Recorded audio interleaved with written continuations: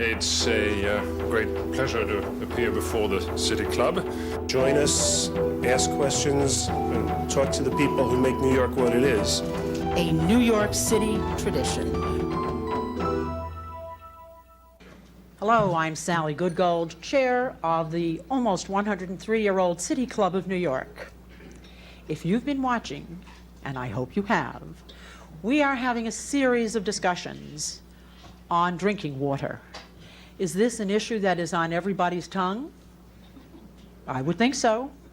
So we want to make it not only on your tongue, but in your mind. We want everybody to understand the problems attendant upon drinking water, and we want you to know that the water supply is really crucial to the life of any city, any state, any nation. We have been doing this for a long time. If you're interested in joining us here, you are more than welcome to do that by writing to us at 33 West 42nd Street, New York 10036, or calling us at 921-9870. And now, because we have a very long program, let's get on with the show. I would like to introduce you to our moderator, Eric Goldstein, an attorney with the Natural Resources Defense Council and a winner of one of our very prestigious Earth Day Awards. Eric. Thank you, Sally, and good afternoon. As Sally said, thank you, Sally, this is the second of three scheduled debates by the City Club of New York on the issue of New York City drinking water. And here's the game plan. I will briefly set the stage for this afternoon's discussion. I'll introduce our three distinguished guests. Then we'll take some questions and answers from the audience here with us today. I have the feeling the discussion may be a little feisty. It may be heated. So for those of you watching at home, you may want to tuck the kids into bed and come back and join us. But hopefully it will be informative as well. And so on with the show. First, a quick backdrop. New York City's drinking water supply is 152 years old, and it's probably facing the greatest threats in its lifetime. This is in large part due to development throughout much of its 2,000 square mile watershed. There are now over 100 sewage treatment plants which are discharging treated wastes into tributaries that feed into our 19 upstate reservoirs. There are over 128,000 septic tanks and other subsurface systems in the watershed. Some of them work, some of them have some problems.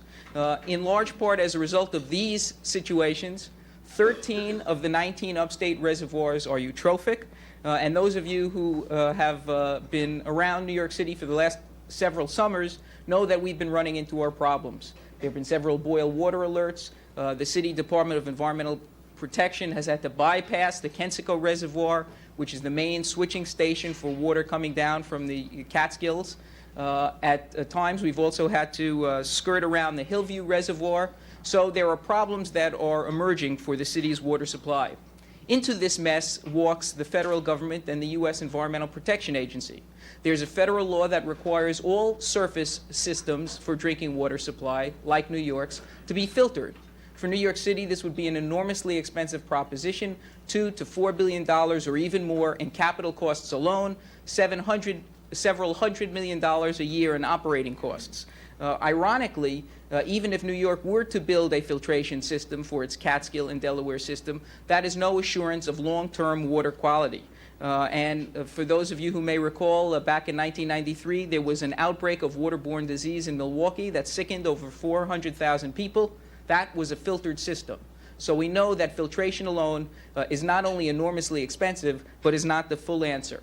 The primary line of defense then, and what no doubt we'll be talking about and you'll be hearing about today, is the concept of pollution prevention and watershed protection. Unfortunately, that program now is in some jeopardy. Many of us, at least at NRDC, think. The city rules for revising and addressing the watershed have not been changed since 1953. There have been debates about those rules, and they are now weakened in many ways from their original proposals. The city's program to protect critical parcels of watershed lands, also necessary for filtration avoidance, has been on hold, and options are expiring even as we speak. Funding for upstate watershed protection measures to protect the water supply in the Catskills and for other related purposes is not assured. and state and federal agencies haven't been doing their full share to help New York City protect this supply. New York City itself has made a number of stumbles and bumbles along the way. Political errors have been made. New York City hasn't always been as sensitive as it should be to its upstate neighbors in the watershed. So today, the real challenge we're facing is, will New York City, with the city government, the state government, and the federal government, be able to work with its upstate neighbors to build a partnership that's based on watershed protection and protecting the water quality of the city?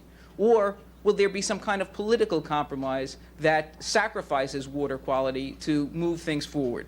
The truth is, this is the last clear chance New York City now has to protect its water supply and to ensure a sound economy for this city.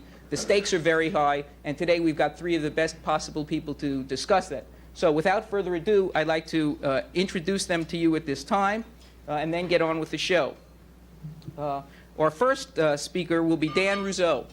Dan is a partner at the law firm of Whiteman, Osterman, and Hanna, which is based in Albany, New York. He's held a variety of posts with the New York State Department of Environmental Conservation in some pretty high areas. And he is the author of Environmental Impact Review in New York, which I can tell you is a real Bible for lawyers when dealing with the very difficult issue of environmental impact statements and environmental reviews. He represents the Coalition of Watershed Towns, which is the leading group in negotiations with the city on the watershed issues. George Rodenhausen, who will be our second guest, is a partner at the firm of Rappaport, Myers, Griffin, and Whitback. That firm has offices both in Poughkeepsie and in Hudson. His 20 years in environmental law practice has included a stint as an environmental enforcement attorney at the U.S. Environmental Protection Agency, and he was also vice president for environmental health and safety at Celanese. He's serving these days, in addition to his other duties, as special counsel representing Putnam County on New York City watershed issues. And finally, our third speaker will be Robert F. Kennedy, Jr. In addition to his duties and responsibilities at NRDC, Bob is the chief prosecuting attorney for the Hudson Riverkeeper, where he's brought a wide-ranging variety of successful actions in stemming pollution on the Long Island Sound, in the Hudson River, and in the New York City watershed. In addition to that, Bob is a clinical professor at Pace University School of Law and supervising attorney of the Pace Environmental Law Clinic. Okay, here are the ground rules. Each speaker gets 10 minutes. When I stand up and start hovering over them, they know the 10 minutes is up. Then we'll take some questions and answers from the audience. And finally, I'll say, asking me to sort of moderate this debate is somewhat like asking George Steinbrenner to arbitrate the baseball strike. However, I will do my best to be fair, and if I step out of line, I'm sure one of our panelists will let us know. So without further ado, Dan Ruzow.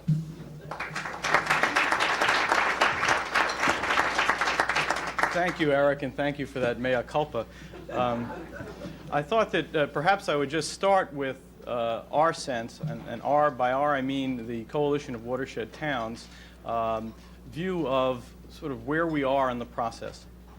The Coalition of Watershed Towns is a novel event in and of itself, or a unit.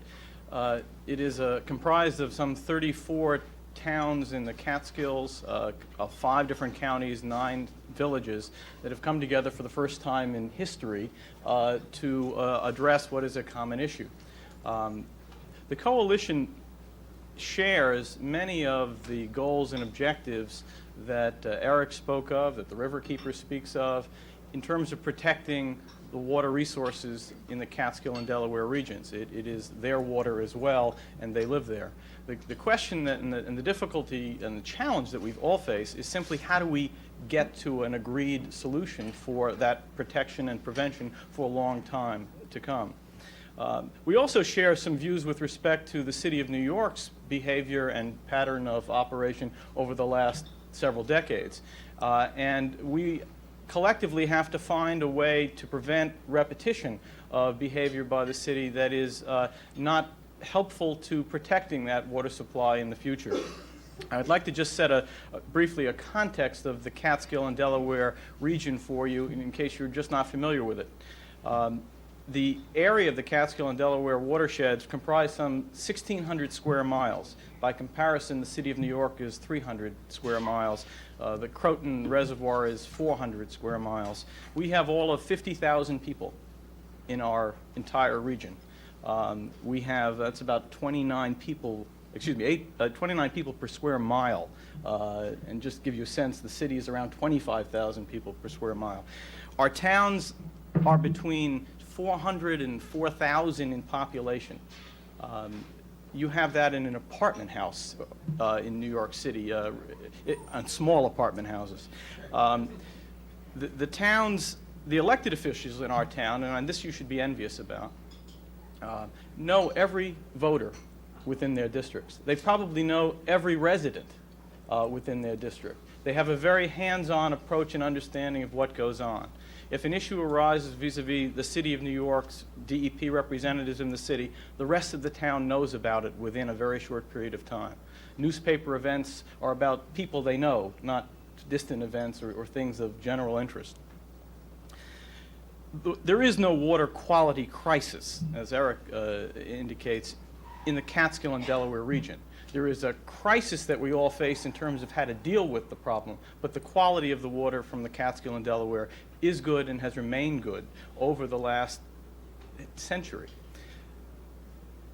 Filtration, the current concern in the press regarding cryptosporidium, parasitic disease, will not be addressed by watershed regulations or land acquisition.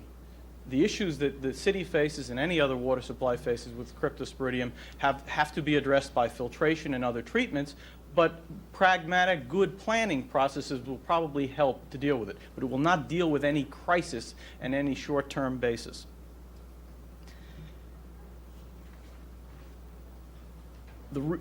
Being able to perpetuate the good quality of the region is a critically important issue for us locally as well as for you. And as I said, the question is how. The city's current plan, as we see it, and it is evolving, and it continues to evolve, and we think that's good, but it's currently miscast. There are 4 elements of it. It contains a set of regulations, a land acquisition proposal, a capital improvements program, and then an ongoing regulatory program. Our view of the regulatory component is that it's a top-down, heavy-handed, bureaucratic response to what are years of benign neglect by the city administration in the review and oversight of the Croton Reservoir system. The 1990 discussion draft of the regulations was not, contrary to some belief, handed down from Mount Sinai. It was simply a draft of regulations by a bunch of bureaucrats, well-meaning, attempting to deal with a problem as they saw it. The regulations as they currently are proposed, the 1994 version, which are the subject of the recent CAPA proceedings, in our view represent an improvement. But they too still suffer from a lack of scientific justification for numerous requirements and a basic element of common sense in others. It's clear that their authors believe that they had a blank check to spend the city's money and the regulatees' money, the regulator, us up in the region, to implement and administer the regulations. And you know, I don't understand fully the city's budget cycle, but they were able to argue that we're not going to have to spend billions of dollars on, as Eric indicated, on building a capital structure for filtration and millions each year, and therefore we should have this money and we should be able to do and do and do. And the answer is, as Mayor Giuliani has indicated and as the governor is struggling, we can't do things that are unnecessary or don't have a clear benefit to everyone. There's also another element which is particularly of concern to the communities upstate that you need to be aware of, and that is that the regulations evidence their authors' unaccountability to the residents of the watershed. There is an extraterritoriality of these regulations. We don't vote for the city officials that administer and put these into place, and we believe that that finds its way into the tone of the regulations and in some of its direction. There are several examples, and I may leave to some questions, some of the provisions that we think should be eliminated, and we've made these suggestions in our comments to the city. One particular provision is that the city is seeking to require a permit for submission of an application and an engineering report for sewer connections. In other words, the things that you typically would hire a plumber to do to tie into a sewer line. And their justification for that is that they had heard that not all the sewer connections done in the villages that are sewered were done correctly, and someone has to be there. But we don't see a need to have a permit process combined with whatever the administrative oversight that is needed for that. We've suggested an alternate. We'll notify you 48 hours in advance of when the tap is going to be made, and you can come and watch it. And we also believe that if someone watches it, it will probably be done correctly. But you don't need a permit program to do that. We also believe that the city need not advance a permit program for non-point sources that are regulated in the watershed. New York State has just embarked in this last year, under EPA direction, of a non-point source regulatory program, which doesn't require individual permits, except in unusual cases, but instead requires a filing with the agencies and subject to compliance standards.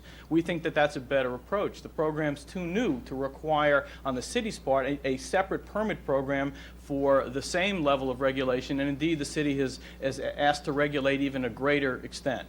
Their concern are our little villages and hamlets that are historical in their context. They have grown up along the rivers and the streams that run through the valleys. We don't see a need for a separate permit process for that. It's using a sledgehammer for purposes of the control that you need. There are other examples. We think that the better approach to the regulations, however, I want to stop for a second. There's one other thing I want to say relative to missing provisions of the regs. One of the difficulties that NRDC and those who have challenged and criticized the city's programs are that there's no way to follow up. There's no way to force the follow-up. A critical, important element of the city's program is for paying for upgrades of sewage treatment plants and upgrading septic systems so that, in fact, the water will be protected the way it's intended. There is nothing in the regulations, notwithstanding commitments, sort of vague commitments, you can argue about how clear they are, by the city to pay for upstate improvements, but there's no way to enforce that. There's no application you can file and know that it has to be considered. So that all of these improvements that they are allegedly going to fund, there's no way to ensure that they will in fact be funded. And we have numerous instances of cities' commitments in the past that have simply gone by the boards, particularly in those budget crisis years when the funds are tight and OMB decides not to release funds. Land acquisition, another important program. The city currently owns about 7% of the watershed. The state of New York owns about 26% of some million acres in the watershed. The city proposed and EPA required, in our view, an arbitrary number of 80,000 acres, the equivalent of $201 million worth of acquisition, to be acquired by 1999. No analysis of the lands that would comprise that 88,000 acres preceded the selection of the 80,000 number. It was simply a doubling of the city's ownership of lands.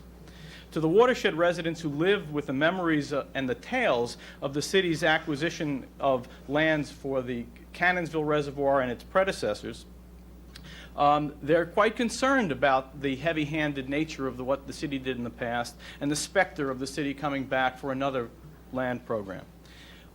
It has been a call to the battlements.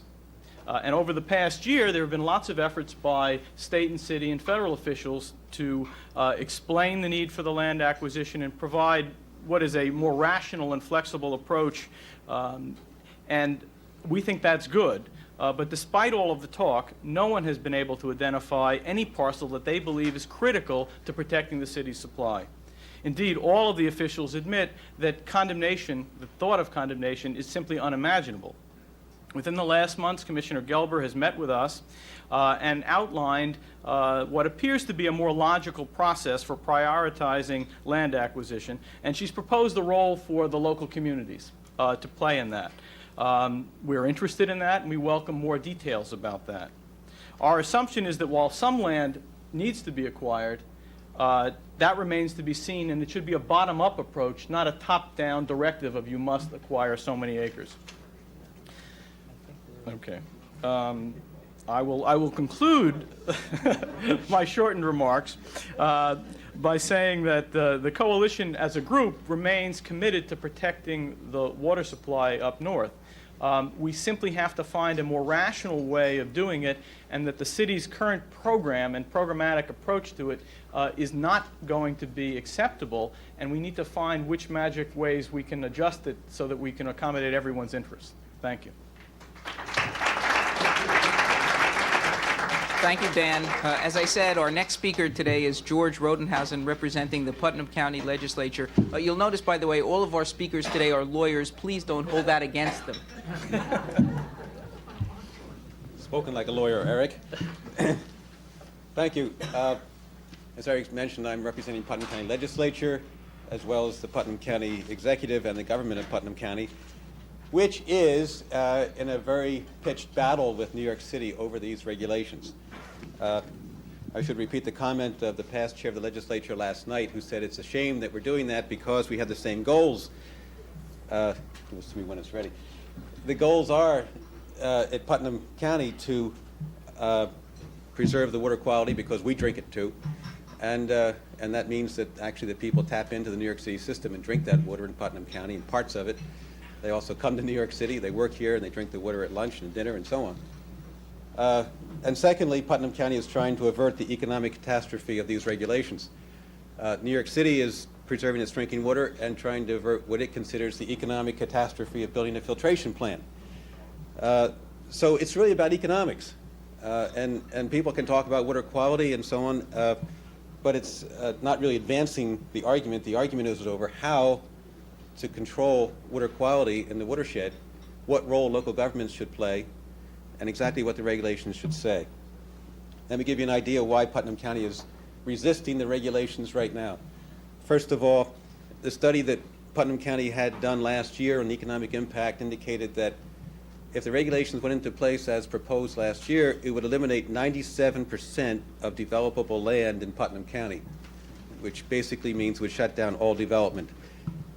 You can then factor from there other effects. Affordable housing would disappear, and that is new affordable housing. Real estate taxes way up. Loss of jobs over 5 years. Loss of income with those jobs, $114 million, $2.5 billion of real estate values dropping. These may not be right. It's an economic projection, but it gives you a sense of what people are concerned about. The goal in Putnam County is to get a set of workable regulations and to arrange some sort of compensation for the costs that the county will bear to carry out this program. That's it. That's the whole story. We have had discussions on land acquisition with New York City because, in fact, in Putnam County, the resistance is not so strong to land acquisition. I should say that people of Putnam County, maybe some are here today, who live in Putnam County. A lot of them work in New York City. It's a very strong environmental contingent in Putnam County. It's a beautiful county. People want to preserve it as one of the most beautiful counties in southeastern New York. And there is not tremendous opposition to land acquisition. What there was opposition to was the way New York City proposed to do it. And the discussions we've had with the city are essentially us proposing to them a better and fairer way to acquire land in Putnam County. And we hope that those discussions will end up successfully. I need to say a word about the crisis, since Eric used the word. In Putnam County, we have the reservoirs of the Croton system, and they are contaminated. But it's got to be put in context. First of all, DEP's own statement on the quality of its water, not surprisingly, I hope, is that the water supply is of excellent quality, continually meets all federal New York State water quality standards, including those for coliforms, turbidity, and disinfection. On the question of disease, the purity of the city's source water plus the effectiveness of its disinfection process account for the fact that there have been no outbreaks of waterborne disease since the institution of the city's current water supply and disinfection system. The concentrations of Giardia, Cryptosporidium, which are the two protozoa of concern nowadays, and enteric viruses in the New York City source water have been tested, and the concentrations of these three are equivalent to, if not lower than, waters with few or no pollution sources. In some cases, concentrations are even lower than filtered finished water. That's not specifically about Croton. Croton has a phosphorus problem, and it has a coliform problem. We all know that. Putnam County retained an expert consultant to look at the raw water quality data New York City has on computer disk, analyzed it, and it turned out that in the last 10 years, coliform bacteria and phosphorus are not showing any trends up or down, with one exception at one sampling point on coliform. What that means to us is that it's stable, it's there, and it needs to be remedied, but it's not a crisis in the sense that this is a galloping menace to New York City. Now, Putnam County's concern, as I said, is primarily economic. And let me just give you a quick background on that. Putnam County was an upstate county years ago, I'm sure. I wasn't here then, or there then. In the last 50 years, it's become more and more of a suburb. And I think now Putnam County is, in many respects, becoming a bedroom community of New York City.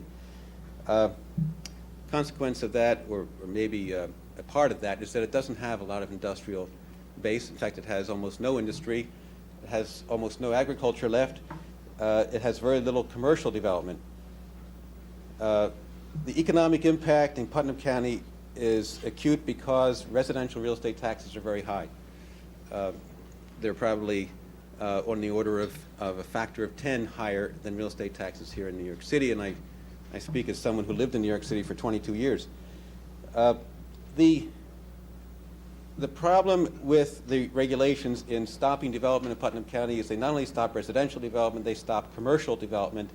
And every town in Putnam County wants to have its hamlets and villages developed with commercial development so that those buildings, those commercial businesses can offset the real estate tax burden that the residents pay.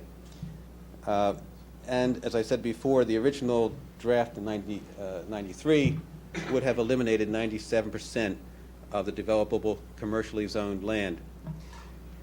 Now, the 1994 version, the CAPA draft version of the regulations, has a couple of provisions which alleviate that burden. We just did a study recently, and that 97% is now not the number. It's lower than that. I'm not sure exactly what it is, but there are still pinches in each of these towns, Southeast, Patterson, Carmel, Kent, these towns that want to have some commercial development.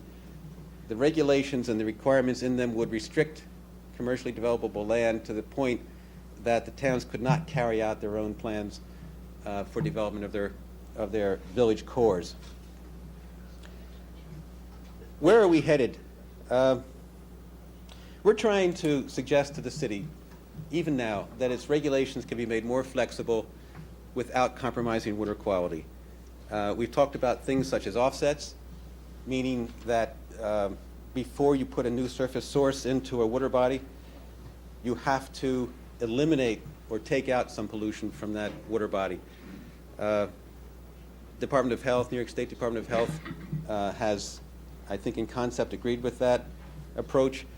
I see it not only as a way to maintain the status quo, but as a way to provide incentive to reduce the contamination in the Croton watershed. You simply have to require that more be taken out than is put in with each new source. That idea has surfaced in one limited respect in the current draft of the regulations. I think it can be expanded. And on the economic side, we need real economic support for the programs. I have to second what Dan said, that we've heard talk, but we haven't seen any dollars. Despite a lot of money spent by the city getting this far, no money has been spent by the city in Putnam County. The city-owned treatment plants are in terrible shape. They're the worst polluters, as Bobby knows, and I think his organization has gone against the city on those at least once, and much money needs to be spent there. But we need also money from the city to absorb the impact of taking these programs over locally and administering them locally, because ultimately what we want is to have the Putnam County Department of Health and the local authorities in the county administer the program so that they can do it in a way which is consistent with the goals and the master plans that exist. I'll finish by saying that I know there is no silver bullet for this problem. This is a very complex problem. Soundbite approaches set us back in time, and I hate to go through this in 10 minutes. We are, I think, at the cutting edge of the environmental movement in the sense that this is one area where it's very difficult but necessary to have both a sustainable environmental protection program and a sustainable economy in the watershed. And if we can't reach that agreement, we can't find a way to do both, then the watershed protection program will not work. Thank you. Thank you, George. Our final speaker, Robert F. Kennedy, Jr. Thank you, Eric, and thank you, George and Dan, and thank you to the City Club for sponsoring this series. I'm going to cut right to the chase and talk about, as an advocate, as an environmental advocate who's worked very hard on this issue for the last 6 years, but also as somebody who lives up in the watershed. I live in Westchester County, right in the heart of the Croton water supply, which is the most contaminated water supply, and I've seen the future of what can happen to the Catskills.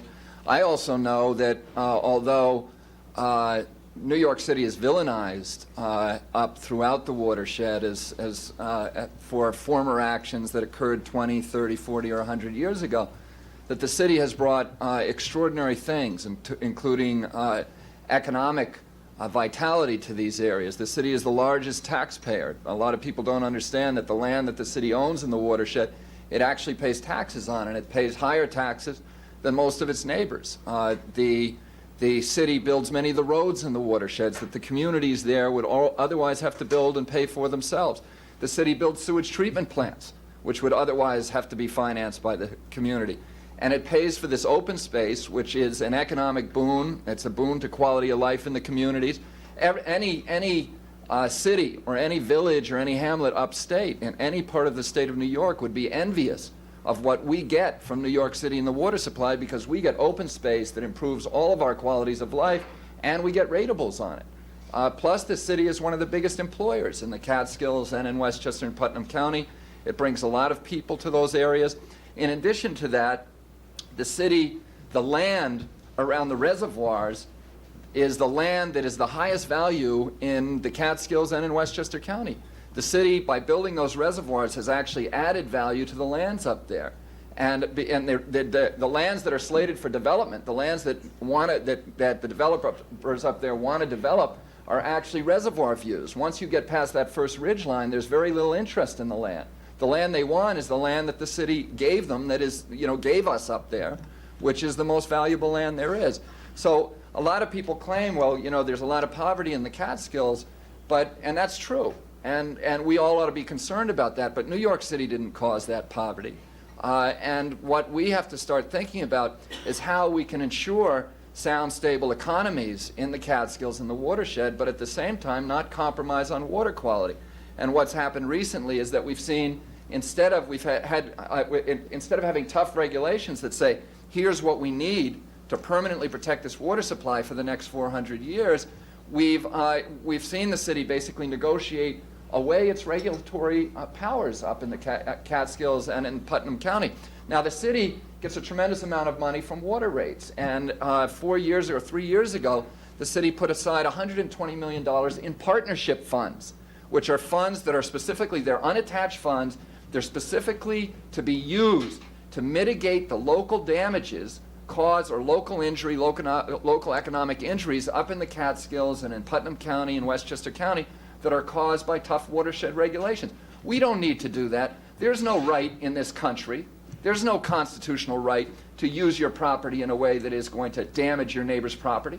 There's no right to pollute. Nobody has a right, no developer has a right to put their pollution in our reservoirs.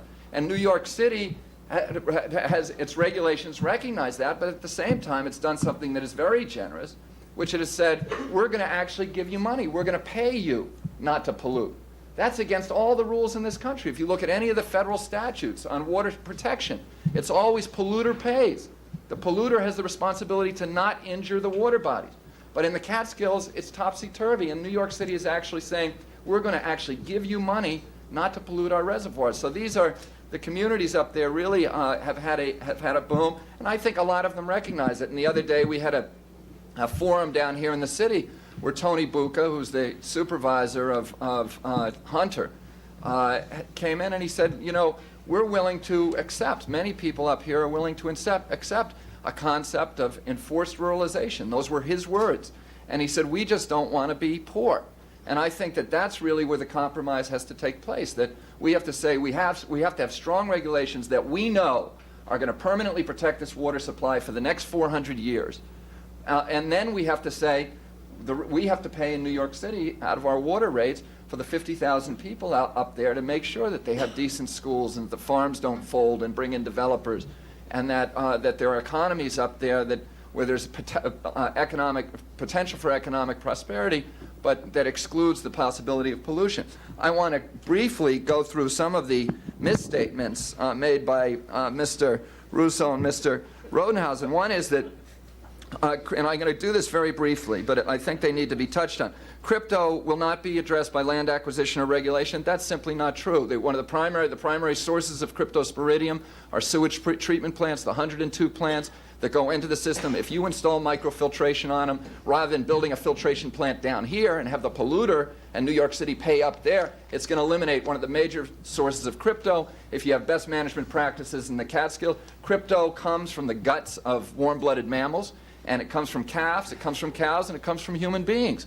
And if you control those vectors, you're going to control cryptosporidium in the supply, whether it's by land acquisition or by tight regulations. Water quality is good in the Catskills. That's not true. The Cannonsville, it is true in many of the reservoirs, but the Cannonsville Reservoir has to be dumped every year into the Delaware every summer because it turns pea green. It is eutrophied. And that's partly because it was poorly designed, but it's also partially because it's got 7 sewage treatment plants dumping into it that don't work, including one of the biggest ones in the system in Walton that is a dysfunctional plant, and many, many dairy farms that dump into it. The Schoharie is polluted, the Batavia Kill, the Schoharie Creek that go into the Schoharie are turbid, they violate federal standards, so that's not true. We don't vote for city officials. We don't vote for these regulations. The way the regulations are promulgated in the Catskills and Putnam County are the same as they're promulgated all over the rest of the state, with one difference. The DOH, the State Department of Health, if you live in any other part of the State Department of Health promulgates your local watershed protection program. What happens in this case is the City of New York proposes it, but the state, once again, has to promulgate it. And if the state officials say you're going too far, you have the right to de-elect those state officials. You have the same power. Furthermore, the watershed regulations are enforced locally in front of local judges. So it's not true that this is although it's a picture that often people upstate enjoy painting. It's simply not true that this is New York imposing watershed regulations on a foreign body jurisdiction. The 80,000 acres are arbitrary. Actually, the 80,000 acres are just a start. We own 7% of the watershed. 3.5% of that is underwater. So we only own 3.5% of the buffer zones. That is absolutely incredible. Connecticut, Rhode Island, other watershed areas are required by law to own 30 or 40% of their watersheds. And every public health official in this country will tell you that land acquisition is the primary step that water purveyors must do. The EPA has said you have to buy 80,000 acres. It didn't just say 80,000. It said at least 80,000 over the next, I think, 6 years. And after that, we're going to make you buy more. It's true, the state owns a lot of land, 26,000 acres, but it's all on the mountaintops. It's not on the buffer zones, and that's where we need to buy the land. Getting to Mr. Rodenhausen in Putnam County, the local, Mr. Rodenhausen says this is going to hurt Putnam County. 94% of the land is undeveloped. I think, what is it, only about 45 or 50% of Putnam County is even in the watershed. So say that 94% of the land in Putnam County is going to be undevelopable because of these regulations is absurd. And those findings have been ridiculed by virtually everybody, including people who had something to do with making them. But the truth about Putnam County is that the people in Putnam County, the only people who stand to benefit from weak regulations are the developers. I live in northern Westchester County. I'm part of that community, and my neighbors and I are going to be burdened by higher tax burdens. With every new development that comes in, our taxes go up, the roads become more crowded, the schools are reduced in quality, the quality of our open space and the other quality of life issues decline, and people up there don't want it. There were hearings up in Westchester and Putnam County.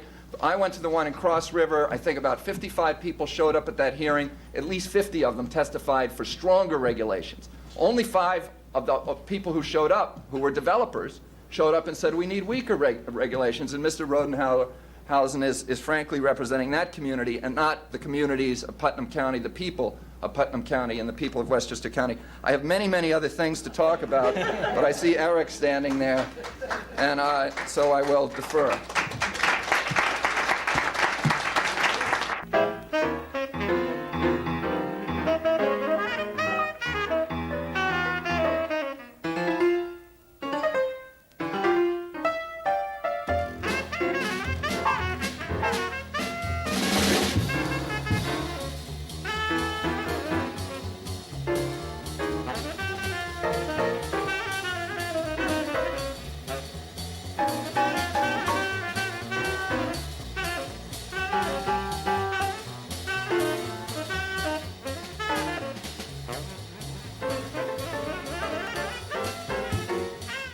Let's get 2 minutes, if we can, from either of our speakers, in case the first 2 speakers, in case they might want to respond. And then if folks would line up here for some quick questions for our question and answer period, we'd be delighted to entertain any of those questions. Either Dan or George, would you like to take a moment or two? Is this on? I didn't have a pencil, so I wasn't able to write down everything that Bobby said, unfortunately. But the ones that stick in my mind, Putnam County. Complexion of Putnam County is quite a cross-cut of society. It's everything from fairly well-to-do homes to fairly poor, aged, and so on. The impact that was estimated to occur in Putnam County was essentially an impact that would affect the middle class. The cost impact of the requirements of these regulations would fall most heavily on the affordable housing class. That is, the people who are trying to buy a home and live in the county. We actually found that the cost of the housing would go up to the point that someone who worked for the county government in Putnam County would no longer be able to live or buy a house in the county, according to anyone's standard economic analysis of what it takes to buy a house. That's the kind of impact that people were concerned about. And it's not just an impact that developers feel, it's an impact that everyone in the county who lives there would feel. Dan? I just quickly, the obligations that, or the advantages, as Bob was indicating, that the city provides, such as paying taxes, such as building roads and building sewage treatment plants, are not gifts by the city. They are legal obligations that stem from the laws that gave the city the right to acquire extraterritorially the lands of the Catskills for a water supply. They've not fulfilled those obligations. It's been a battle over years to get them to plow the roads, to pay for the roads to be constructed. They obviously, as you know, don't keep the sewage treatment plants up and running correctly because you have to bring lawsuits against them to cause them to do that. So that it's not a benevolency by the city that the people in the Catskills should ought to praise them and pray for them, their presence. It is simply their failure and continuing failure to meet these obligations that creates a greater concern for a greater city presence. Let's take some questions now. Go right ahead, Bob. I'd like to answer that and one of the other points that were raised.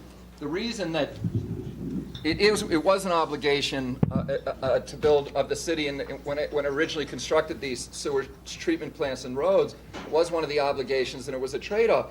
But it was a trade-off that was imposed by an upstate Senate that favored the Catskills and really gave the Catskills a huge deal, which was that they didn't have to treat their own sewage, and they didn't have to build their own roads and the water supply, and it was unfair to New York City from the very beginning.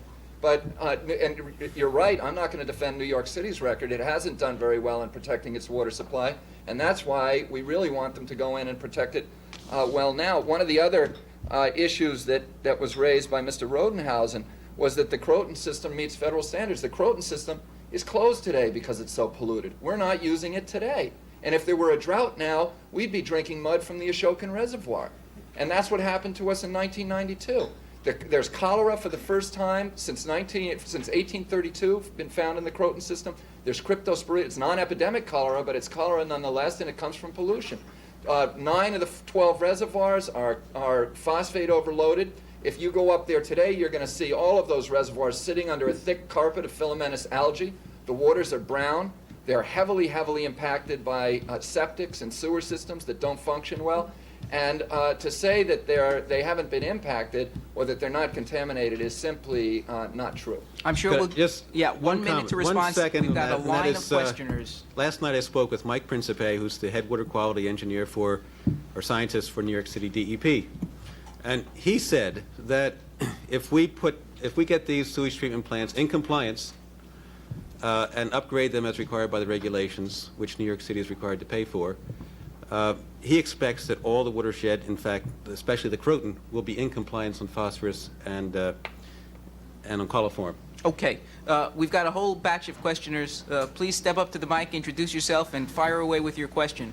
We told you things would get a little steamy here today. Okay, my name is Philip Sine. I live in Ridgefield, Connecticut. I don't know whether people in this room are aware that the western part of northern Fairfield County drains into the New York City water system. I live on the largest lake in Ridgefield, Lake Mamanasco. The watershed consists of about 400 homes. There are no sewage plants, there are no industries, yet our lake suffers from eutrophication as well. It's caused by Canadian geese and by phosphorus. Yet nothing seems to be done about the basic causes. It's very hard to find phosphate-free detergent in any of the supermarkets. Nothing is done about the Canadian geese. You're not allowed to shoot them or do anything about them. Okay, and your question, please? My question is, why don't they address the basic cause of the problem? Great. Bob? Well, that's exactly right. And the New York City's regulations ought to require, they're not going to go transboundary. But we have the same problem in Westchester County where we have Canada geese problem. We have principally phosphorus problems from septic systems and sewage treatment plants that have never had to remove the phosphorus. And what we're trying to do now is to get New York City to impose regulations that are, for one thing, going to tell the local hardware stores you can only sell phosphorus-reduced detergents in these stores, and to tell each of those sewage treatment plants you've got to do phosphate removal.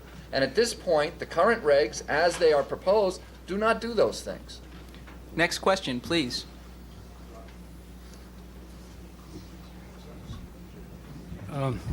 This is addressed to the gentleman from upstate. Introduce yourself. Oh, first, my would name you is Cy please? Adler, and I've walked around some of the places upstate.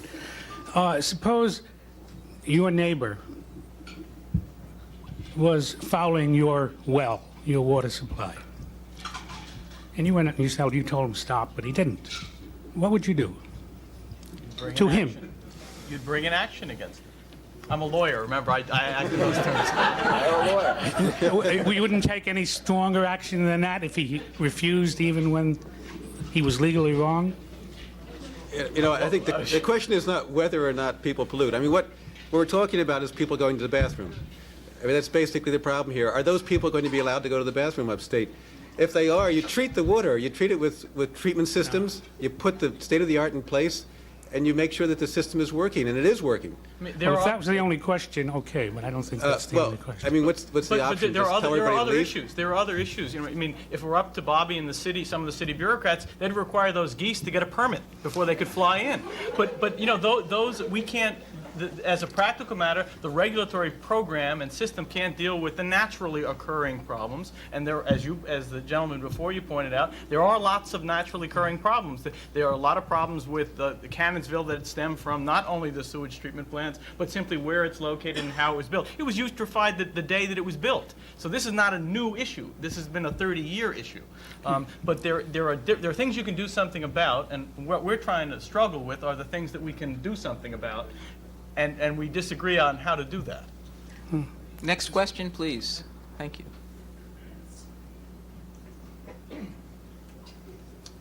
Hello, my name is Darrell Williams Jr. from School for the Physical City, and I would like to know how does the pollution problem really come up? Where did it start from, and how big is it? Who'd like to take a crack at that? The pollution problem came from, there's always been some kind of pollution problem. but the reservoirs are so huge that they have their own ability to process large amounts of pollution. What happened at one point in history is the pollution got so much that the reservoirs could no longer process them. They became overloaded, and the pollution then starts going through the pipes to New York City. That happened in the Croton system when we had a change from agriculture to residential development. And you had a lot of sewage treatment going in, you had roads, you had golf courses, you had all kinds of runoff coming off of developed property, and that happened then. In the Catskill and Delaware system, we're trying to prevent that same thing from happening. There's pollution sources in the Catskill and Delaware system that comes from farming, because the farmers, for example, spray manure on their fields all year long, and that manure, when the rain comes, washes off into the streams.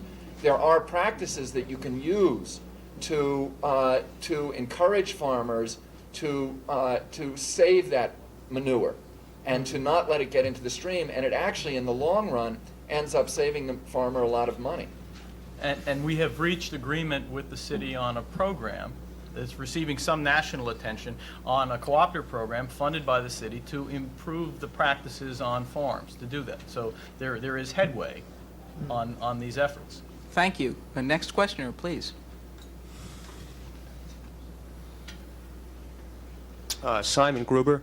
What we're hearing today is that while there may be questions about the magnitude of the crisis in terms of water quality, there's definitely a crisis in terms of confidence over the public health aspect, certainly. And given that there are dozens of non-governmental groups that have mobilized to become involved in this issue, including the City Club and many others in the city and in the watershed, my question is, given that we're hearing from 4 lawyers today and that this issue is at the point where it is a regulatory crisis, in a sense, what can be done to steer this back to a more positive dialogue and begin to actually put programs in place in the watershed as soon as possible, without delay, which may come about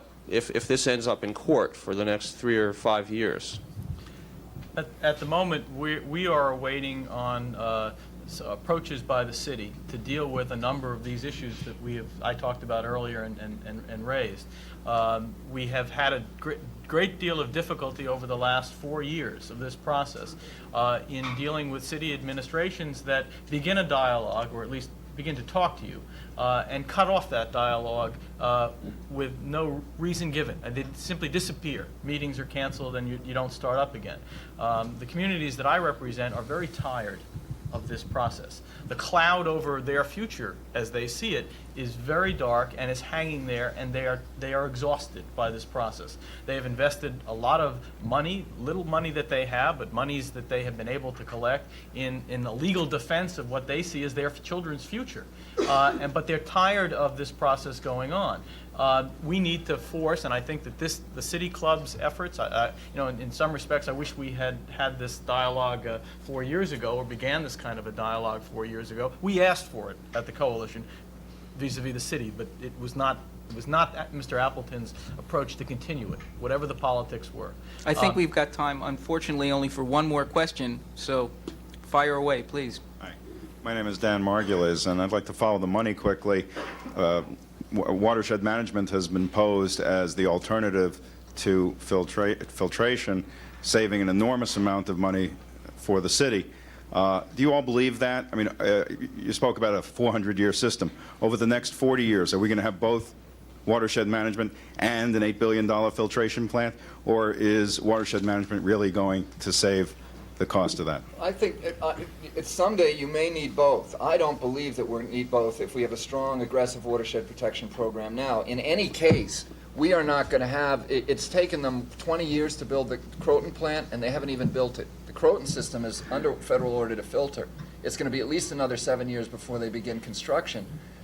If we have to build one for the Catskill Delaware system, that plant will be 162 acres enclosed. It will be a giant swimming pool that will have to be sited somewhere like Yonkers. It is going to be fought for decades. It will be 20 or 30 years before they build it. between now and then, we need a strong watershed protection program. Even in the long run, if we have filtration, filtration only removes a few pollutants, a few selected pollutants. We need a watershed protection program no matter what, because we need to protect the system from the other kind of pollutants, the organics, the toxic chemicals, the things like cryptosporidium that go right through a water filtration supply. So we're going to need a strong watershed management program no matter what. The question is, will we implement one quickly enough to avoid the additional $8 billion cost of filtration? George? And I would just say that I would agree you probably someday, I don't know if I agree, but someday you probably will have to have both. It doesn't take off the pressure to have a program now, but the number to keep in mind, if it costs $2 to $4 billion to build a plant, probably you'll spend the same amount of money upstate on watershed management programs. I don't think there's a net savings here. Well, with a rare moment of agreement that watershed protection makes sense, maybe we should thank all of our three speakers today. Thanks also to Sally Goodgold and Jean Fladow, and turn things over to Ed for a parting word. Thanks very much. I'd like to commend the panel for this exciting, lively discussion. I think we can all agree it was lively. You've been listening to the Friday Forum of the City Club of New York, brought to you from the CUNY Grad Center at 33 West 42nd Street. You're invited to come and join us at these luncheons, take part, join the conversation. Give us a call at 921-9870. This is the second in a three-part series on watershed management. We'll be taping the third on December 2nd. Call us for more information about that, and watch for it here on CUNY-TV. Thank you very much.